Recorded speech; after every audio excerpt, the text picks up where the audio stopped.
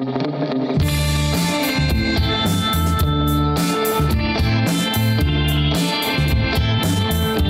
sæl og velkomin í föstudagsþáttinn. Það bland í poka, að venju. Við byrjum á starfi landvarðar. Hún komin til mín, hún Stefania Eir Vignisdóttir, yfirlandvörður í Herðubreiðarlindum og Öskju. Yes, já, velkomin. Akkurat, takk. Segðu mér aðeins, hvað ertu búin að starfa lengi við þetta? Ég búin að vera, þetta 11. sumarið. 11. sumarið? Já. Vel gert. Já. Og þannig að þú hefur ekkert verið neitt svakalega gömul þegar þú byrjaðir eða hvað? Ég var, ætli ég hef ekki verið rúmlega 20, 21, ekki svoleiðis. Og hvað var það sem að heillaði þig? Ég held að það bara verið náttúran mestmegnis sko. En það líka þessi einvera og þessi rómatík í kringu það, en svo líka bara svæðið held ég. Já. Og þú hefði kynnst þessu svæði eitthvað í gegnum pappaðinn eða hvað? Já, pappi var hjá FFA, var að vinna í Drekanemndinni og þannig ég kom stundum upp í Dreka og var að mála og eitthvað svona. Já. Og ég man alveg eftir þegar ég kom fyrst með pappa í bílnum einhvern veginn og sá auðnina og eyðimörkina og ég bara þetta er eitthvað. Já. Og þarna hefur unnið bara sleitulaust 11 sumur. Já. En hvað gerur svo á veturna? Ég er í kvikmyndatöku. Ég var áður í námi bara og allt öðru því ótengdu. Það kosti alltaf að koma heim í sumarfríunum og unnið við þetta. Einmitt. Og er þetta svo meðvitað að þú bara stillir þessu þannig upp þannig að þú getur sinnt þessu? Svona hálft í hvoru. Þegar ég klára sumarið þá er ég einhvern veginn alveg vissum að ég er komið nóg. En svo bara svona í febrúar þá ég held að flestir landur í sérni úsla þreyttir á haustin og svo í febrúar þá það var aftur færið eitthvað að toga. Já. En það passa líka vel þegar maður er svona frílans. Þá getur maður púslaði sko. Já. Hvað myndirðu segja að væri svona mest krefjandi við þetta starf? Ætli þessi ekki bara sko, ég held að þessi bæði skemmtilegast og mest krefjandi er samskipti bara við fólk og samskipti við ferðamenn og að veita, gefa upplýsingar og einhvern veginn fræða fólk og þurfa einhvern veginn að púsla, maður það svo mikið að eiga samskipti og það getur alveg tekið á, en er líka mjög skemmtilegt. En er þetta flokka fólk eitthvað sem að fer upp á hálendi, leggur þetta á sig, lendið ekki bara í alls konar gestum, eða er þetta allt bara geggjað mikið næs fólk sem í náttúru svona upplifun og skoðun eða lendið í einhverjum svona erfiðu? Ég held við séum svolítið heppin við ferðamenn af því það er svolítið erfitt að komast þangað og þú þarft að vera svolítið undirbúin og þú þarft að vera á Íslandi í dálítið tíma. Þú þarft að vilja þetta svolítið mikið. Já. En svo eru stökur sem að bara einhvern veginn villast upp yfir, og þá kannski þekkja ekki aðstæður og ekki klædd fyrir það, ekki búin, ekki með mat, ekki með, en flestir eru bara vita alveg hvað eru að gera. Alveg nákvæmlega. Og þið lendið ekkert í vandræði með fólk, þannilega? Nei. Nema kannski þetta illabúna, eða hvað? Já, kannski illabúna, og svo náttúrulega eru alltaf einhverjir sem að gera utan við það og hvað gerir þið? Ef þið grípið eitthvað svoleiðis, þurfið þið bara að elda hann uppi, eða?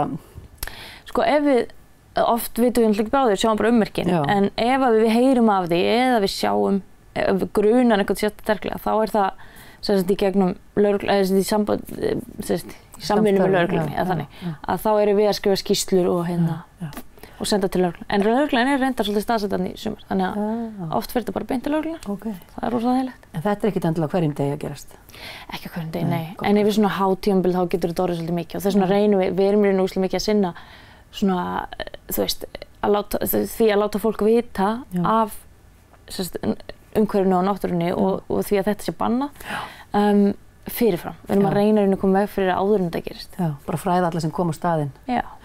En hvernig svo langt sem ég komið þarna upp í Dreka, þetta eru náttúrulega, það þarna gisting og svo náttúrulega væntanlega eitthvað bústaður fyrir ykkur og þið þurfið að ferðast alltaf svæði, þið væntanlega á bílum og keyruð eða labbið eða hvernig það? Við þurfum því miður að keyra svolítið mikið þetta, það er stórt svæði. Við myndum vilja vera með miklu minna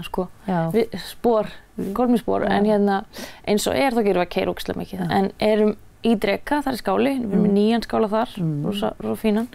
Og rosa góða stað og svo erum við í Herðubreiðarlindi núna líka og og rútið svo bara inn á Öskju eða hvað, kemst maður á bíl þangað? Jú, maður keyrir 20 mínútur og svo er þetta 2,5 kílómetra ganga og þannig að við getum alveg stundum fengið far og labbað yfir fjallið tilbaka, eitthvað svolítið við púslum, við reynum að keyra sem minnst en oft keyrum við upp yfir, við erum nefnilega alltaf þurfum að vera mætt með fræðslugöngur og svona, þannig að oft þarf maður að vera tímanlega á bíl. Sko, þetta búið að sameinast svo mikið. Nú sko Vatnajökulsþjóðgarður, þetta tilheyrir honum, ekki satt, sem orðin alveg bara gríðarlega stór. Já, hann orðin núna, búin að stækka, orðin 14,1%.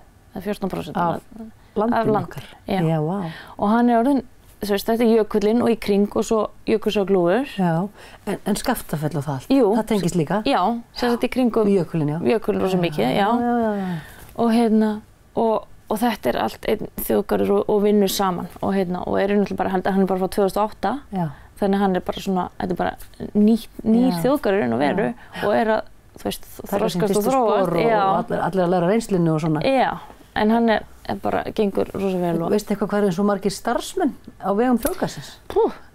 Sko, heilsustarfsmenn ekkert rosalega margir. Nei. En ég held að það muni aukast bara með árunum. Og vonandi, vegna að það þarf mikið fleiri, en það einhverju 100, sko, ég held að sé meira en 100 landverðir. Já, á sumrin. Já, ég held. Og svo nokkra svona fræðslustofur, það ekki? Jú. Svona þessum gestastofur, svo kallar. Hvað eru þær staðsettar? Það Skaftafell, Kirkjubæjarklaustur, svo erum við með Snæfellsstofu fyrir austan og Gljúfurstofu fyrir norðan, ég held að ég að gleyma einhverju einni. Þetta eru svona stofunar í þessum þjóðgarði? Já, þær eru svona svona nálægt, þú veist, þjóðveginum. Einhver framtíðarsýn, veistu það, því að nú veit ég ekkert, einhver framtíðarsýn að tengja þennan garð við Snæfellsjökulsþjóðgarð eða hvað hann heitir? Sko, hann það hægt? Ertu að meina Snæfellsjökuls, já, fyrir sem umhverfisstofnun með? Já, fyrir vestan? Já, fyrir vestan, já. Það einhver pæling að tengja þetta allt saman? Sko, það náttúrulega alltaf einhver hugmyndum innan miðhálendisþjóðgarð, sem ég veit ekki nákvæmlega hver stærðin eða hvort það fyrir ég veit ekki hvort hann ærið út á Snæfells, en það náttúrulega einhver hugmynd að gera einhvers slags þjóðgarðsstofnun.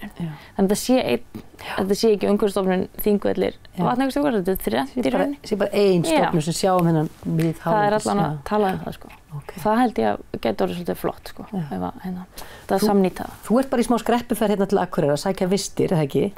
Jú, ég kom í 2 daga pásu. Þið kaupið allt hérna og keyrið svo upp og náttúrulega þurfið að vera bara svolítið hagsýnar húsmæður og vera með mat þarna upp frá, skrepp ekki svo öll út í búð. En mikill samgangur á milli þessara landvarða eða þið bara svolítið það sem þið eru staðsett eða hvað?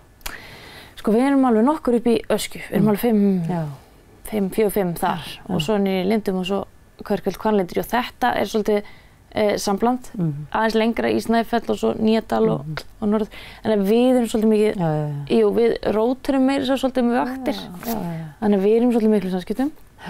En Smitist þið bara á svo tíðinni, eða hvað? Já, eitthvað svolítið. En ef einhver að horfa og dreymir að komast í svona, hvað þarf að gera til að vera landvörður? Sko, langbest að fara á landvörðarnámskeið. Já, það ekki skilyrði? Jú, það það. Og umhverfisstofnunin með svoleiðis, það held í janúar, febrúar hverju ári. Svo líka eitthvað hjá, sko, ég veit hjá Hólum ferðamálafræðin og svoleiðis. Já. Frábært. Tíminn hlaupinn frá okkur. Takk kærlega fyrir að koma og gangi ykkur vel hérna upp á hálendinu. Takk fyrir.